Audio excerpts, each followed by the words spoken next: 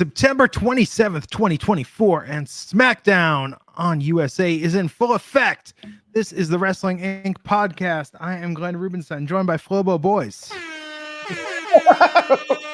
And it's a party here, ladies and gentlemen. I forget you have that soundboard. No, what's going on, man? Yeah, SmackDown tonight. Oh boy.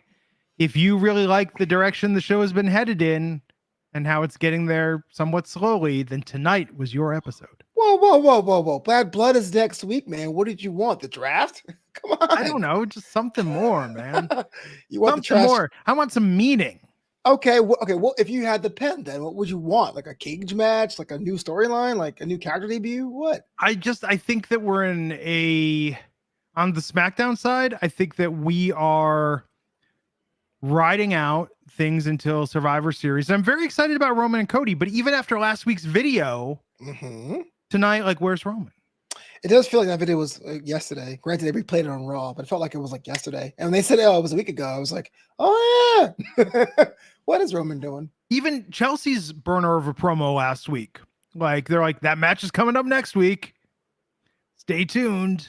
They tease you because you're the only guys like SmackDown was okay. But Chelsea Green killed it last week. Wait a second. According to Fightful and other sources, WWE officials and creative people were very high on that Chelsea promo last week. I'm not the only one. I'm just saying last week, you're like, that was the only thing that popped me was Chelsea Green. It popped me because it was unexpected.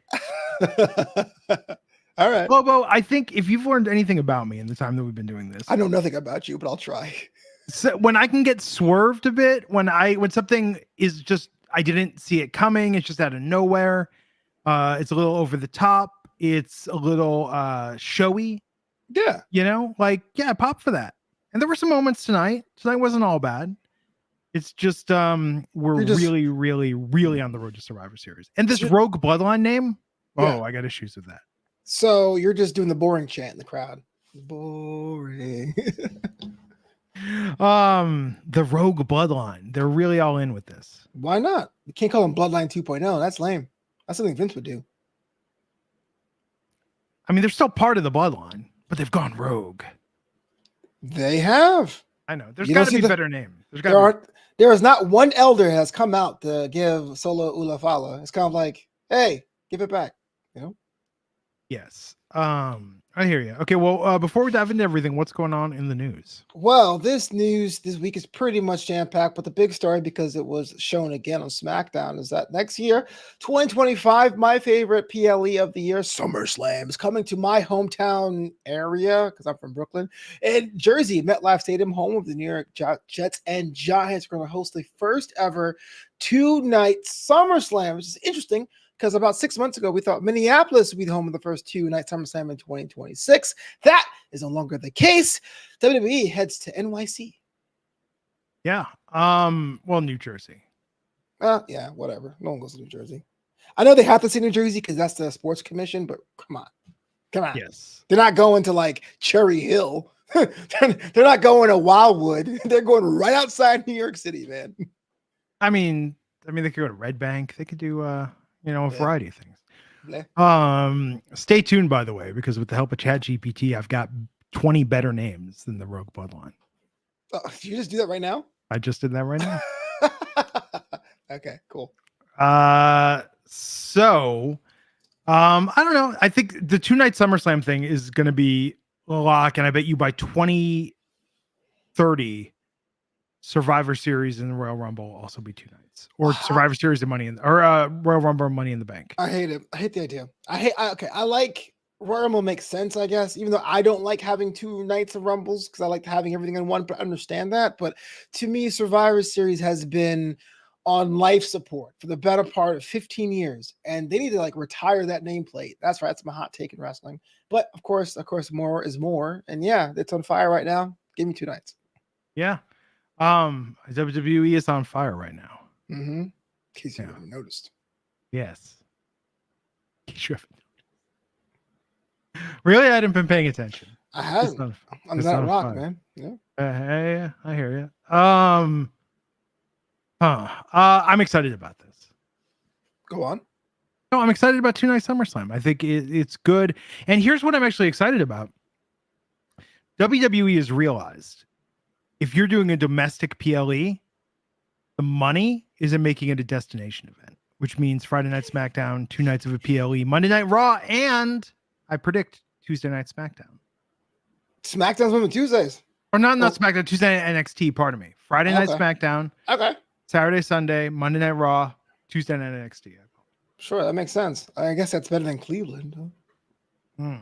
Yeah, I'm a firm believer that SummerSlam needs to be like the all-star game for the WWE season. And by that, I mean more festival, more music acts, more skills competitions, more look in the training sessions, like really peel behind the curtain, reward fans for coming out and using their vacation budgets, summer vacation budgets for wrestling. Yeah. I think it's exciting. It's a very exciting time. What I can tell, man, you just can't hold. It's exciting. It's exciting. Good. Whoa! I'm satisfied. No, but is this a surprise though? Because they're doing this in Minnesota. I was surprised. I was surprised because it looked like Minnesota threw out the bag to say we want to have the first 2 nights, and then all of a sudden it was like, oh, by the way, we're doing it a year before.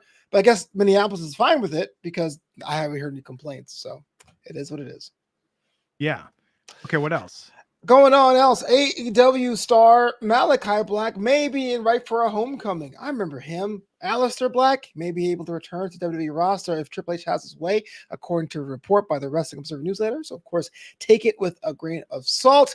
Imagine that there, Glenn. Aleister Black back in NXT/WWE. What say you?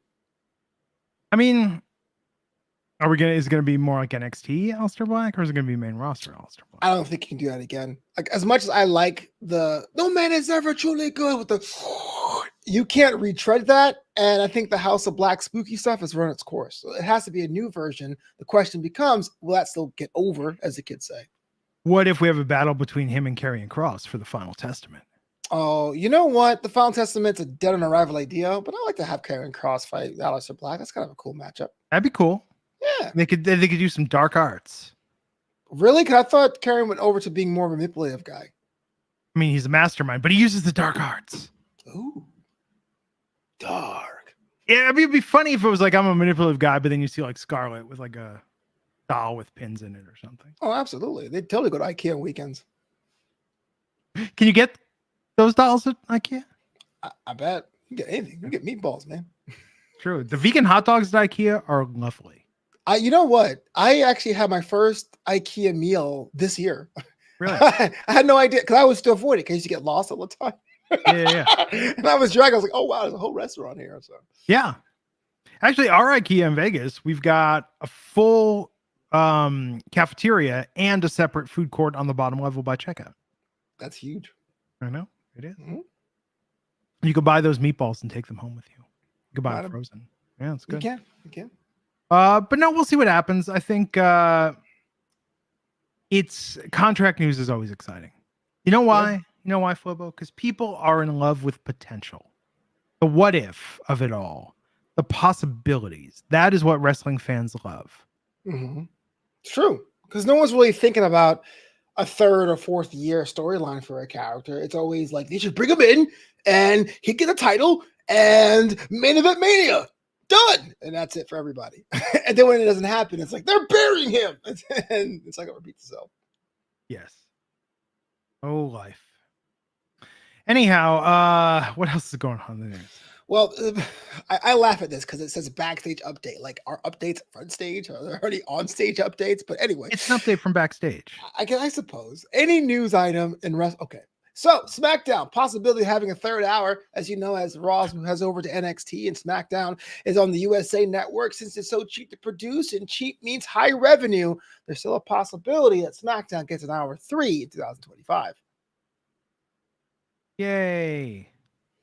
All right. Your enthusiasm also cannot be contained. I mean, because we don't know how long it's going to be on Raw. We don't know Raw and Netflix how long that's going to be. Mm-hmm. We don't. Yeah. Could you imagine if both shows are 3 hours? Why not? Doesn't that just sound like too much wrestling? I feel like no one is really sitting there watching all 3 hours intently unless they're recapping it. On yeah, I was going to say no one. Yeah. This is where I want the audience to understand. This affects us.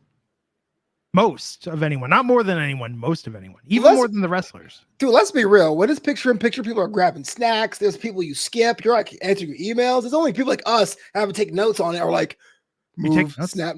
Yeah, I gotta, I can't be just a looks here. I have to have some kind of contribution. I took notes the first SmackDown the first Raw I ever covered for Wrestling Inc. Oh yeah? And I remember saying to Raj Giri at the time, I'm like, well, we have to take notes. He's like, we have a recap on the site, dude. Just read the recap on the site. It's all there for you. Work smarter, not harder. Well, I was showing my notes one time. It always has the stipulation, the wrestler, the winner, the serious analysis, and like dumb questions, just in case I'm asked a dumb question about something. Okay. Yeah. I hear you. But yeah, 3 hours. I mean, why don't we just make it 4? Yeah. A nice even number. It's like blades and a razor shaver, bro. 6 blades, 7 blades, 9 hours wrestling. Yes. Jose Tepete wants to know what's a good restaurant at the Orleans Hotel. Is that where they had Flobo? You're old enough to remember this, where you would see the billboard of the guy holding the giant lobster. Yeah, I feel like that was at the Orleans Hotel. That's where the March Madness tournament was. The Orleans Arena. Yeah. Interesting. You don't hear about the Orleans Hotel much anymore. I drive past it occasionally. Yeah, it was in disrepair 20 years ago. Like the only people who like lived in Vegas that said, let's go to a strip for our weekend would stay at the Orleans. But as a kid, I thought the restaurant with the dude in the giant lobster, I thought that was the height of luxury. I was like, one day I will eat there and be treated like a king. Was that your Sizzler? That's what was my Sizzler growing up. Oh, I love Sizzler growing up. Like Sizzler was like only payday and special occasions. You know what it was? As a child growing up in the lower parts of the middle class for most of it, for some reason, when we go out to eat, I would associate seafood with the height of luxury. And that was living the high life. So anywhere I went and be like, oh, I'll have the shrimp. Oh, I'll have the lobster tail. We still do that. Yeah. I know growing up, if someone took you to a first date to Red Lobster, they really loved you. Yeah. Like, wow, he's a keeper. You know what's weird on the West Coast? Hush puppies, they don't have the hush puppies on the West Coast, Red Lobster, the same way they do in the Midwest and the East Coast. Well, I grew up in Arthur Treasures. That's how East Coast I am. Yeah, there you go. Yeah. I love a good hush puppy. Hush puppy's underrated. There's nothing like breaded, deep fried bread, man. Yeah. Yeah, I like it. Yeah, it's next level. What else is happening in the news? And finally this week, Bill Simmons, producer of the Ms. McMahon documentary, which I'm sure Glenn's going to check out sooner rather than later, had a little bit of serving two masters in development of the documentary, because there was a Rick McMahon story, which he said it was definitely a plot, but there really was some historical facets about wrestling he felt he had to conclude, which he feels didn't really appeal to hardcore fans. In short, a lot of wrestling enthusiasts like yourself and I felt like a lot of the documentary had things we already knew. That was by design. I did watch the first 2 episodes. Whoa, you get the time? And I was playing Fortnite at the time. Jealous. I started a new job this week. I have no time. Oh yeah, I know how that goes. That's what I do late at night to decompress. Well, so I'm not. You so I'm not watched thinking... Mr. McMahon to decompress? I was like, okay, here's something I think our audience knows about me. I cannot get more than 7 hours sleep in a night. It's rare. Maybe you are Batman. So if I go to bed too early, then I wake up super early. And so I need to go to bed around like 1 a.m. so I can get up at 8, start my day. So I was going to watch the Vince documentary. I put it on. I was like, okay, I'll pay attention to this. And after 15 minutes, I was like, I got to do something else. I got to play a game. I got to do something and watch this on my phone. I feel like if you've ever watched a documentary about the WWE or the Monday Night Wars, you know everything they're telling you, almost everything they're telling you, at least in the first 2 episodes. That's in the Vince documentary. If you've paid even passing attention, I feel like you know these things. It's very general. I just expected more. I just feel a 6-part miniseries, docu-series now always had that problem of stretching out things. I really do.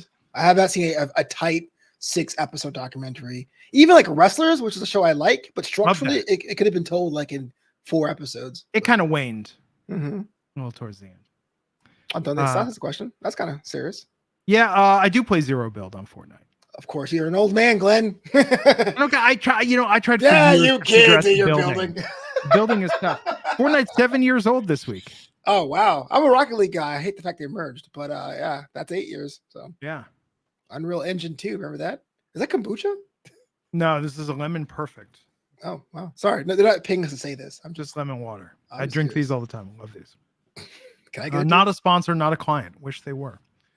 Anyhow, yeah, it's I hear it gets better as it goes on and it gets a little more serious and explores the allegations and some of the darker stuff. I did pop that everybody in WWE credited Cyndi Lauper for helping get wrestling mainstream. That was nice. Still not in the Hall of Fame. Oh yeah, I think I'll change. If she didn't turn it down before, I could see where in light of the Vince stuff, where she wouldn't want the association. Now, you know, so I don't know. I forget who was that, Mr. T, right? Yeah. Or for a long time he was like, I should have been inducted years before. And he was like, no, I'm just kidding. Yeah. So we'll see. But I think she's very deserving of it. Anything else in the news? That is it this week on the Wrestling Inc. That's, of course, if you want more news, notes, and updates, check out WrestlingInc.com because they write our checks. Yes. Okay, let's talk about SmackDown tonight. Oh, SmackDown from Oklahoma City, Oklahoma. Oh, man, just curb your enthusiasm. Well, we heard from Randy Orton to start the show. The Viper. And it has indeed been a minute since he's been on SmackDown. Now, he called down Cody Rhodes to the ring and wanted an explanation of why he's partnering and tagging with Roman Reigns to take on the Bloodline at Bad Blood. What did you think of his explanation? Cody's? Okay. I think, it doesn't really matter, man. Like, he's right. Randy Orton is absolutely right. There's no way why Cody would ever trust Roman Reigns. This is obviously a bloodline business. It's on Roman's thing to deal with. Solo's distracted. Cody should move on to something else. Randy's 100% correct, but I still want to see the match. So whatever Cody says, I go, okay, because plot said so. I'm in. Yes. Well, and so then Kevin Owens came out, and look, they're setting up tension. I mean, I think it's Cody versus Randy next, maybe. I think that's always a fail-safe button. I mean, it could be, but you can always hold that off and have be the Rumble match where Randy's not going to win. Like you don't have to hot shot this, but I do think there's enough history in Randy's going away tour that you can use it between now and 2 Manias from now, and it would work. Yeah, I mean, I think people want to see that match though. It's hot. It's a hot match. It's a hot match, but at the same time, like it doesn't have to be done now. Like it is like LA Knight being hot, and I'm like, if you don't use him, he's going to cool off. Cody and Randy Orton can get to it in the ring on a random Friday in February and be like, I'm bored. Match? And that'll be it. And then that just sells all the tickets. There's a bigger breaking news story. Whoa. Which is that Nikita Lyons has returned to in-ring action tonight at an NXT Live event. Well, congratulations for Ms. Lyons. I like the idea of Nikita Lyons, and I always say this, that I love the idea of someone who's built like a powerhouse, who's actually a striker, but I just hope she stays healthy on this run because she has youth on her side, but her injury history is piling up. But let's hope that we have ourselves a good run because when she's on screen, people talk about her a lot. So that's good. They do. I'm excited she's back. But back to SmackDown tonight. Yeah, this was very hard on the sleeve. There's tensions between the good wrestling, but the wrestling good buddies, Randy, Cody, and Kevin. Something has to change, and hopefully we saw a bit of that later on. So I'm happy. Yeah, it's exciting that we're finally getting some movement on this front. Not enough movement. You want more movement? Not enough movement. Never enough movement. Bad Blood, man. Maybe that may be the road to Survivor Series you're looking for, Solo Sikoa came out as well in the Bloodline. They exchanged words. Bloodline. Yeah, there's going to be a tag team match in the main event. But not a 6-man tag. No Cody. Yeah. Okay, so here's the thing. Rogue Bloodline. Let's talk about some better names. Thanks, ChatGPT. Yes, the Blood Lineage. It's a little wordy. Here's a good name for the Rogue Bloodline. So this is for the Solo group, not the original Bloodline. No, the baby Bloodline. Because technically the Bloodline had dissipated, so the new one would be the new name, wouldn't it? Yeah, the new one's the new name. Fine. Yeah. What about the Bloodlust or the Blood Lore? That just sounds like Karrion Kross is in the group. Okay. Have you seen Samoan Vampire? I haven't. No. Oh wait, here we go. Better name than the Rogue Bloodline. The Blood Legacy. That just sounds like they are vampires. They feed on like a bloodline's a thing. It's like a lineage, but a bloodlust sounds like you just like love drinking the red stuff, you know? Yeah. Well, I think Blood Legacy is pretty good. Blood Force. Okay, is Rob Liefeld over there? What the hell is what's going on? Sorry, let me see if I can still do my let me see if I can conjure up my Spike Lee impression from the Levi's commercial. Speaking of Rob Liefeld. And you created X-Force? Sorry. Mookie. Yeah, but do you remember that commercial? Mm-hmm. For the button fly? Yes. And Rob Liefeld for some reason. Yeah. Spike Lee interviewed Rob Liefeld. Okay, let's see. Blood Dynasty, Blood Heritage, Blood Empire. Blood Empire sounds fun. Yeah. But it actually sounds cooler than Bloodline though. Yeah. Just something to kind of, zhuzh it up a little bit. That's what we need. It is not understood whether or not the family off screen acknowledge Solo as well. I guess the word rogue settles that, but is it so much like Roman trying to reclaim a throne, or is it like the throne is technically disposed and then someone is acting in the role? I know it's a very small creative note, but it helps me to root for somebody or not root for somebody. Yes, I understand. Mm-hmm. I feel like there's things they could do just to make this a little bit better. That's all. Well, I don't want to sound like a Krabby Patty. Yeah. But the problems we're having now is problems we were having back in 2021 because we didn't really know what the bloodline did. So now, years later, we don't know what Roman is fighting for. So as a Roman beats Solo and puts on the Ula Fala, is the story over? Is he presiding over a community? Does he have to do anything else? That's never been established. So that's never been off. That's been off screen. And so that's why, to me, the stakes are always going to be muted, which is why it only works if people get behind Roman and Solo to see them fight. And this is why it's been so disjointed, because Solo's not really connected with the audience. Ricky Sinclair, Blood in, Blood out. Bound by honor. Stand by me. Yeah. It's a good movie, by the way. Blood in, Blood out. I love Blood in, Blood out. Oh my God. Mm-hmm. Forget wrestling. Let's just talk about that. Come on, everybody. It's been great. Yeah, we're just good. And I'm going to try and resist doing my Miklo impression. Because I don't think that's appropriate in this day and age. Try to resist means you're not going to resist.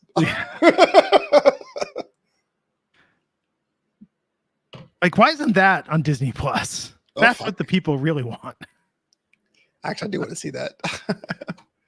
I watched a weird bootleg upscale version of that. Someone upscaled that to 4K and put it on YouTube. Like, it is not a good AI upscale, but we watched it because I was like, well, that is random. Yeah. Let me put it on YouTube. Like, was the homies asking for a 4K version? Do you know how popular that movie is? I don't know. I feel like the story doesn't need to be 4K, but okay. No, that movie is insanely popular. Mm-hmm. Yeah. Insanely. Okay. So back to SmackDown. Backstage, Tiffany Stratton and Nia Jax. I like this. I like this escalating a bit. This was one of my favorite things tonight. Mm-hmm. I do think Tiffany Stratton walks out of Bad Blood, the champ. It's a good seed planting. Yes. And then Naomi versus Bayley in a number one contenders match for the WWE Women's Championship. And I thought this was pretty good. It's tough when friends have to fight each other, but I thought that they really gave it their all. Yeah. Look, when it comes down to Naomi, as a wrestler, it's always going to be a good time. And I think her and Bayley complement each other. But Naomi, the fictional character, has never really established what she wants. And so this exchange of being like, look, I want to be champion so much, I'm willing to compete with you, is a good character moment. And that little kind of reversal when she was like, oh, you beat me, I'm mad, but I'm not really mad. The thing is, though, Naomi is always falling short. It's been years. Does anyone really consider her a threat to the championship? Yeah. I don't know. I think she's still credible. I don't think she's Oh yeah, sacrificed that. yeah. But I think Naomi is someone that is always one good run away from being a contender. You see, this is why I disagree, because you can have all the tools mechanically, but I still don't know who the character Naomi is. Is she a dancer? Does she love the music? What does it mean to glow in 2024? So I can get behind her. And more or less, if I bring my theoretical young cousin or niece or daughter or son to a show and they become Naomi fans, is it just the fact she comes out with lights and sounds? Is that enough? I don't know. Chat room, what say you? What does it mean to glow in 2024? Turn it up some more. I think that A+ look, like just in terms of her character look. I mean, she's very attractive, but I mean her character look. She's very toyetic. Toyetic. She looks like a superhero. A+ look, A+ personality, A+ wrestler in the ring, given C+ storylines most of the time. Fair enough. That's the unfortunate part. This is on creative. It's all on creative. Oh, Stevie Turner also wrestled tonight. Finally. I know. So Carmelo Hayes versus Andrade. There was some backstage altercation before this with Carmelo and LA Knight. Loved it. But what do you think now that Carmelo and Andrade are at 3-3 and LA Knight came out here causing a distraction? So it seems to be the winner of this best of seven is going to be the new #1 contender for LA Knight's championship, US Knight's championship. But I like the wrinkle of Andrade being like, I respect you, Booker man, but there's certain things you didn't do, unwritten rules, like LA Knight's a rookie. And LA Knight's clearly like 45 years old. And also the Carmelo Hayes gotten involved. So I like the fact it's a 3-man division so far. I know it's kind of too much to ask for a fourth person, but they do that. You can go back and forth for months. It's good. I'm looking forward to this being over, though. Which one? The LA Knight side or the best of seven? The best of seven. Is it because we've moved on as a fan base and we don't really take the best of sevens anymore? Or because it was back-to-back weeks? Or do you like these guys? Like, what about this? Because I hear a lot of people on X felt the same way. They're like, oh, this match again. Whereas when I was a kid, it was like, best of 7? Well, can they go best of 11? You know, in the history of WWE, how many times has the best of 7 ended in 4 or 5 matches? Never. Unless they got bored and dropped the storyline. Right. You know, I don't know. That's my issue with it. It's predictable. Okay. So you don't watch wrestling if it's predictable. No, I mean, I don't get invested in something here. Okay. It's like, if you know it's not being decided till the 7th match is the only match that matters. Well, yeah, but the whole idea was to appreciate the art and craft of wrestling. So the guys who are in the best of 7 tend to be technical mavens. Do you think they become a tag team at the end? I mean, the bar was a very specific example. It's the only example in recent years. Recent years, yeah. I would say this of the 6 I've seen, it's actually my favorite match, to be honest with you. Okay. Granted, it was like 25 minutes. It was good. See, that's the other one I didn't want to mention. That came off the top of my head. Okay. Wait, wasn't the Hardys and Edge and Christian best of 5 in the TIT? Was it? Maybe. Yeah. No Mercy 99. When you play a sports video game, you have the option, because I just did this with the WNBA finals. They're like, hey, in the finals, it's 5 rounds. I'm like, no. We're settling this in 1 game. That's a very good question. I would say if I'm playing casually, like adult play, where you say, I'll play Xbox on Thursday and don't play it again for 2 months, then yes, 1 game. 1 game. But there has been times where I've been so drilled invested, I will say, no, I need to feel each win and loss. I do that for like my general manager simulation games, like Out of the Park Baseball, where you get to manage a baseball team. I try to play other games. Nice. Nerd. Yeah. Hey, I will sometimes simulate the game and then just start playing in the 4th quarter. But then you get mad when you lose because you simulated it. I know. Because I'm like, are you kidding me? I should have started earlier. I was a victim of bad officiating. What do you think it's going to do for WNBA ratings now that Caitlin Clark and the Fever got knocked out in the semifinals? I think it's on the upswing though. There's gonna be some people are gonna be like, I don't care, but also at the same time, sports have gone like variety show television to such clips and stuff that I think clips would drop. But I think the actual core fans who've picked up the NBA are going to see how it rolls out. And finally, hopefully, the Liberty win one. I mean, it's been forever. Ooh, no, Aces got to sweep these. Come Aces on, of man. Liberty. You already got one. We got two. Ones. Yeah, you already got two. Back We're to the back. only OJ franchise without a championship. Think about that. Well, we'll see. Starting Sunday in New York, Aces are playing the Liberty. They faced each other in the finals last year. And the Commissioner's Cup. Yeah, so we'll see what happens. I'm bummed. I wanted to go to one of those games of the best of 5, but it's not going to work out with our travel schedule. Is the schedule better this year than it was last year? Because last year's schedule was awful. It was like Monday, Wednesday, Monday, Wednesday. No, it's not that. It's every other day as long as it needs to go. Okay, that's fine. Best of 5. That makes sense. But yeah, Monday, Wednesday, and then going 4 days without a game was lame. Yeah. Although they're having a break this week because they did Sunday, Tuesday against Seattle. They swept into, and now they're not playing until Sunday. So, but this is going to be 5, and then the finals are 5. So we'll see what happens. I don't know, man. Yeah, love the Aces. Kelsey Plum. Kelsey Plum's amazing. Sabrina. And the Liberty is going to, it's going to be a lot of competition. Seattle was fierce though. The Storm played a really, really tough. They lost, but they played really hard. Anyhow, champions are never scrappy. You gotta have the heart of a champion. Oh no! In fact, the first game, let me tell you, Seattle was smoking the Aces. The Aces were down like 14 at the start of that first round game, but then they rallied and came back and won by 10. Exactly, Mamba mentality. Yeah. So Knight offered his hand to Andrade after this match, but Andrade brushed past it and slid out of the ring. Yeah, I would too. And then we saw Cody approach Kevin and Randy backstage. Owens brushed him off, but Rhodes said, hey, we might need your help later tonight. Which, by the way, could you telegraph it anymore? Why didn't they just have Chiron show up at the bottom? Like, stay tuned for Cody Rhodes to show up at the end of the show. I don't understand this either. Like, if Kevin Owens is like, I don't want you around, and Randy's like, no, come on, we need you. I'd have been like, you know what? I'm the champion of the company. I have other things to do. Yeah. What is he doing? I'm going to be out changing some guy's tire in the parking lot, helping another guy propose after the show. I got some kids to visit. Cody has his own bus, has a really attractive wife. Like, he can do a lot of things on a Friday night. He has his own bus, a really attractive wife. He can do so many other things. Yeah.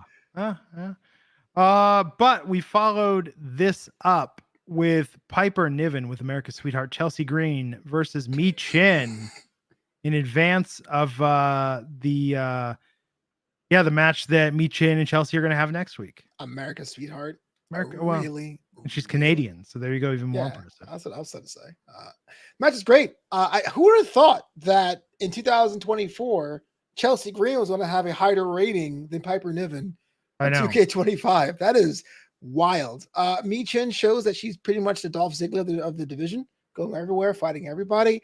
I personally am kind of frustrated. I mean, Piper Niven should be in a better position, but someone has to take the fall because the match next week is going to be the big attraction. That said, though, for the women's division, pretty much on point. I think Mi Chin's improving, which is unheard of with someone with so many years of experience. Sometimes you get through 10 or 15 years, you kind of plateau, but we're seeing Mi Chin even get better, be crisper in the ring. Well, they're booking her to not just go in there and be squashed. I mean, she won tonight. Let's not bury the lead. Like, that's huge. A Mi Chin win. But I think that even in the matches where she was booked to enhance and put somebody else over, they were still giving her very competitive matches where she got to get her S in, It's interesting because I think by some metrics, people may say, hey, look, the women's wrestling art form has passed Mi Chin by. However, to be able to keep up with the current crop of talent and at that pace after having so many years experience, it's like pretty cool. And the fact that she's able to hang with them. So I'm with you 100%. I do hope she wins next week. I doubt it because Chelsea Green has a pink hard hat and that's always a buff. But the match itself is pretty much going to be an attraction, which is something a year or 2 years ago wouldn't have happened if you think about Retribution. Yeah. So, oh man, Mi Chin got that win. Bailey and Naomi, all good backstage. Tiffany Stratton came in. They all got into it with a verbal confrontation. And then, speaking of burn the lead, AJ Styles returns next week. Oh, that's right. And it's weird too, because everyone's been asking, like, what's going on with AJ? Is AJ actually retiring? Was it a swerve on a swerve on a swerve? No, it was not. SmackDown needs him, but will he be a fan favorite on his return? And will the club come back to SmackDown? That's done. Michin's dressing in her own gear. OC's losing the Hank and Tank on Tuesdays. It's over, man. It's never over. Really? Like Vatos Locos, the club is forever. Man, listen. Do you really want to see those guys get like dragged back together and in a group? Yeah, and they'll call somebody a nerd. Like, it'll be fun. You hate wrestling. Confirmed. Just Doc Gallows, nerd. I like Gallows and Anderson, and bring back Southpaw. Okay, fine. I like them as individuals, but I think they're pretty much done. They should be done. Okay. The Bloodline versus Kevin Owens versus Randy Orton. I said I like Jinder Mahal does. That was our main event tonight. Ross Desi. How's he doing in his independent career? Yeah, he's getting bookings. Actually won a championship or two. Good for him though. I love his shoot promos afterwards. He's like, I know where my place was. People think I'm a paper champion, but I tried my hardest and it didn't work out. And that's the best kind of person I'd have. Man, that theme music slapped. Oh yeah, and that entrance when he was the champion, when the fire would walk. Oh my gosh, so Gender, and they're like point. Oh, great. So the Bloodline versus Kevin Owens versus Randy Orton, and if you were just waiting for Cody Rhodes to come out, yeah, I'm in Oklahoma City. I paid good money to see the champ. I know, but that's the problem. Like, you just kind of knew, right? Like, I'm watching this match and I was just like, when's Cody coming out? When's Cody coming out? Yeah. You know? Just cut to him like playing with his dog or something. Like, well, I guess he doesn't want me. That would be amazing. But yeah, the Bloodline played dirty. Cody came out to help even the odds. Absolutely. But the Bloodline still got to win. Yeah, because Cody got tossed in the ring. And it rolled the ref's ankle, which is the most awkward ref bump I've seen in so long. He's like, ow, my ankle. I am distracted. I can no longer do my job. Cost the match. And then Kevin Owens got into a shoving match. And that's the hard thing because Cody didn't want to do that. Obviously, something's on Kevin Owens' mind. A heel turn possibly coming, right? For Kevin Owens, always. Yeah. I mean, yeah, you're right. Yeah, when you least expect it. This was fine, but this was kind of a familiar main event, familiar feeling. It is. Once the 6-man tag became a tag team match, knowing full well in 8 days they're going to have Roman and Cody, there's no way the Bloodlust dynasty would have lost. And so it was like, how did we get there? And that kind of booking was very 1999. Here comes Stone Cold. He cost the Rock the championship type deal. It was fine. I think that just admit it, Glenn. You hated tonight's episode. Just say it. Just cut a promo. Be like, SmackDown sucks. Just say it. Let me tell you something. Here's my issue with SmackDown. I watch it every week, and they do things, and it's just it's really, really insulting. And at this point, it's just like they're trying to put 20 pounds in a 10-pound bag, and it's boring. And it's just I resent this show. Wow. Well, in that case, I'm sorry. I apologize. No, it was fine. It's just like, but actually, you know what, Flobo? Here's my deal, man. Here's the thing. What is the deal? What's SmackDown? Here's my deal. If this show was insultingly bad with dumb segments, poorly thought out feuds, bad pacing, like just off the wall ideas, I would be like, you know what? This was kind of a disaster, but gosh darn it, it was entertaining. Okay. If this show was amazing, where it's like, oh my God, I didn't see that coming. They started a feud and settled it all in one night and told a complete story. I'd be like, this is incredible. And I would be trying to be my love letter SmackDown. Instead, it was like, this was like, you ever do at the end of the week when you just look at your leftovers, you're like, I can remix this and make another meal. But you're like, really? It's just the same thing I had earlier in the week, just slightly mashed up. I do not think of that at all. You know what I think of? I think of it's been a long, hard week. You get up on Friday, the direct deposit comes through, and you go, oh boy, I'm going to Chili's and get ordered the same thing I order every Friday. And it's delicious because I ordered every single Friday. This was today's episode. Chili's is not paying me to say that. I'm just saying. I hear you. Yeah, I don't know, but I think that again, surprise. I like surprise. What would you do then? I'm being serious now because you have the pay-per-view in 8 days. You have all the people in the roster. Do you just do different stipulations? Do you like introduce new characters? Like, what would it be? Do you do the musical from Pretty Deadly? Like, what would be something? Okay, yes, Pretty Deadly the musical. That anytime they have a slow week, they're like, we need to debut a new number from Pretty Deadly the musical. I will boo so hard from my couch. We could have said AJ Styles coming back next week, and we could have speculated what's he going to do. Is he going to come back and explain to us why he believes the earth is flat? Is AJ Styles going to come back and talk about his career plans? Is AJ Styles going to come back and give hair care tips? We could have speculated all night what's AJ Styles coming back for. Right. Yeah, that would have built up some hype, some excitement. So I don't want to trash this era of wrestling, and it's not a problem now, but it will be a problem in 25 and 26, is that when you go full sports based, you kind of leave things like the comedy and romance aside, which is good week to week, but you kind of need those breaks in a 2-hour show to keep things fresh. I know Santina Marella is goofy and should never come back again, but it had a purpose to be funny to break up series segments. I felt these 2 hours were just solid fight nights, and that could wear thin overall. Okay, here we go. We could have had a process server show up tonight because Roman is suing the Rogue Bloodline. They can't use a Bloodline name, and the Bloodline could have beat up the process server. Really? That would have been a solid 5 minutes of entertainment. So you think Roman Reigns is going to go all the way to the Georgia Tech campus, go in the middle of the football field, talk to Cody Rhodes, and be like, I'm going to litigate. No! He's like, what the heck is wrong with you? Paul Heyman could have said, Paul Heyman could have said, and Paul Heyman could say, I own a piece of the Bloodline. You have to settle this with me. I still have some debts from ECW that I have to pay. We have to take care of this. That is just beyond the pale, Glenn. That's 5 entertaining minutes of television. That's 5 more entertaining minutes we didn't get tonight. Fair enough. But next week, that dumpster match you love so much will be on the board. So that's cool. We could have had Andrade and Carmelo say, this week we're going to do feats of strength and play some mini games to, here's a question. Determine something. I thought about this watching the Carmelo Andrade match.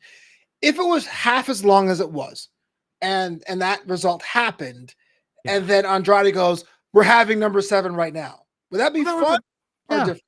Yeah, but I think if they would have done that and 7 ended in a weird draw or some, like LA Knight could have come in and interfered and there's DQ and then it's like, no, we're not really getting it tonight.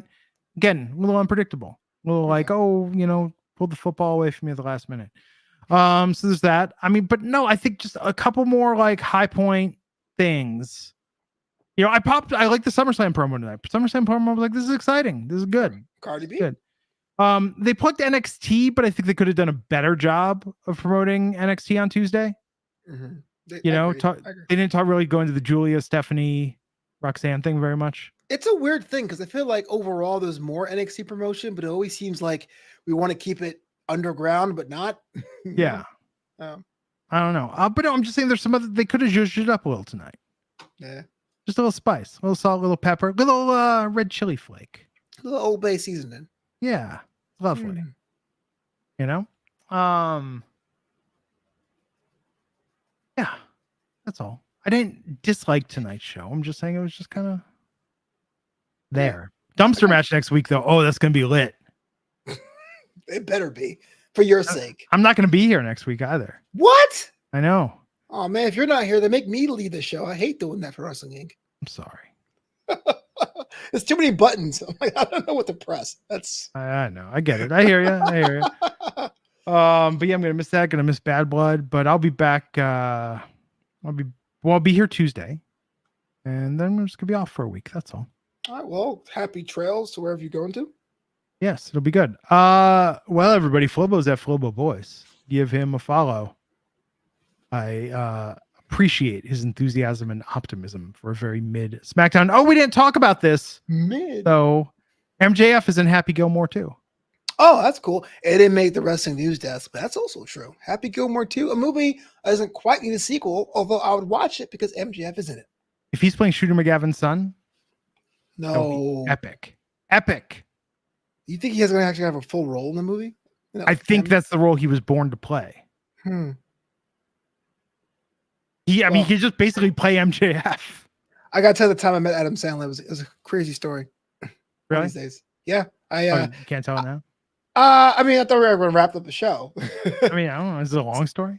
So when I first started my DJ business, I got hit up by a floral shop in Century City, and they were like, "Hey, man, we need your help to do a bat mitzvah for a very, very important client." And I was like, "Okay, whatever." And they paid me dirt. So I roll up there, and it's like Adam Sandler's house. It's Adam Sandler's house, and I'm like freaking out because like, when you do mitzvahs, every family is different when it comes to the candlelighting ceremony. Some want music for every candle, some don't want any songs at all. So you're trying to ask, like, "Hey, I'm Mr. Goy, help me out here. Let me know." And I'm asking Adam and Jackie Sandler, like, "Hey, what songs do you want me to play? Are you cutting the challah bread?" I'm asking all these like stupid questions. They're like, "She's 12. What are you doing?" I was like, "But he said." And so I nervously DJed in his backyard for 2 hours. His favorite band is Styx. I played Mr. Roboto, and he was like, "Oh, you're effing incredible." And it was like a cool story to say, but couldn't get his picture because you had to sign a release form to say you wouldn't interact with Mr. Sandler on his property. So, okay.